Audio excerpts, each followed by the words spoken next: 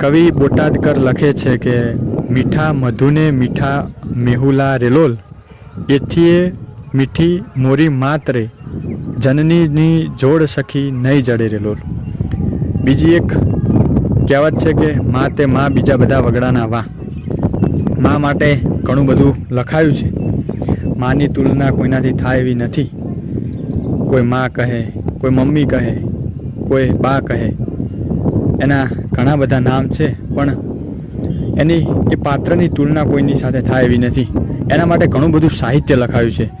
જીવનરૂપી જે સમુદ્ર છે એનું એક મીઠું અમૃત કહી શકાય, એક ટીમ્પારૂપી અમૃત કહી શકાય એવું એનું પાત્ર છે. હા, કોઈને આ પાત્ર ન મળ્યું હોય અને એને આજે પણ એની ખોટ વર્તાતી હોય કે કોઈને એની સાથે બનતું ના હોય, થઈ શકે, પરંતુ મા તે મા છે.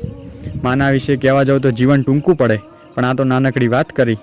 તો કોઈને ના બનતું હોય તો તમે તમારા વિચારો એને સમજાવવા કરતાં એના વિચારો તમે સમજી લેજો. Thank you.